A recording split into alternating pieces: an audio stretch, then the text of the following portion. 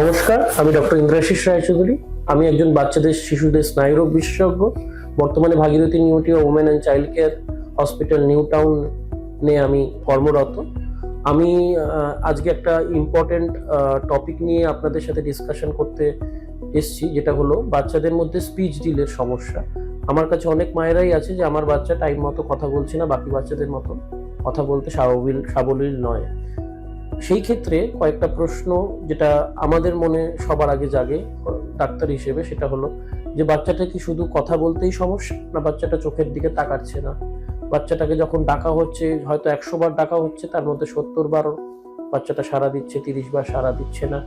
বাচ্চাটা একই জিনিস নিয়ে বারবার খেলা করছে কিনা, বা কোনো খেলনা গাড়ি পেলে পরে লাইন দিয়ে গাড়িগুলোকে সাজাচ্ছে কিনা, বা বারবার গাড়িটাকে সামনে পিছনে টেবিলের ওপর চালিয়ে ওই চাকার সার্কুলার মোশনটাকে এনজয় করছে, বা যে কোনো সার্কুলার মুভিং অবজেক্টসের মোশনটাকে সারাদিন ধরে ওইটাই দিকেই নজর রেখে ওটাকে এনজয় করছে। এই সব ফিচারগুলো আছে কিনা দেখতে হবে। তার সাথে দেখতে হবে বাচ্চাটা কোনো রকমের সাউন্ডে অদ্ভুত রকমের রিয়াকশন দিচ্ছে কিনা, হয় চিল্লাচ্ছে বা কানের মধ্যে আঙুল দিয়ে দিচ্ছে।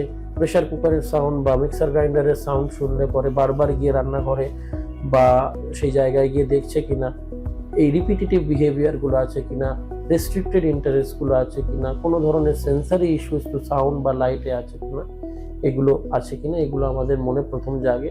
শুধুমাত্র স্পিচ ডিলে নিয়ে বাচ্চা এলে পরে ইউজুয়ালি তারা প্রেজেন্ট করে অনেক লেটে, কারণ বাড়িতে বলা হয় যে বাবা বা মাও কথা বলতে দেরি করেছিল বলে বাচ্চাও হয়তো দেরি করছে, আস্তে আস্তে সে কথা বলতে শিখে যাবে। কিন্তু যখন তারা আসে আমাদের কাছে প্রেজেন্ট করে, আমরা এই আদার ফিচার্স গুলোকেও দেখি যে আছে কিনা, বা কোনো রকমের নন ভার্বাল কমিউনিকেশন বা হাসি, কান্না, মানুষের মুখ দেখে যে ইমোশন বোঝা, সেই সব বোঝার ক্ষমতাগুলো বাচ্চাটার আছে কিনা সেগুলোও দেখে নিতে হয়। কারণ এই সবগুলো থাকলে পরে শুধু স্পিচ ডিলের ডায়াগনোসিস নয়, আরও সিরিয়াস কিছু নিউরো ডেভেলপমেন্টাল কন্ডিশন লাইক অটিজমে can present only with speech delay. তো এইগুলো আর্লি স্ক্রিনিং করে আর্লি ডায়াগনোসিস করলে আমরা থেরাপির মাধ্যমে বাচ্চাটাকে সমাজের মূল স্রোতে ফিরিয়ে আনতে পারি। নমস্কার।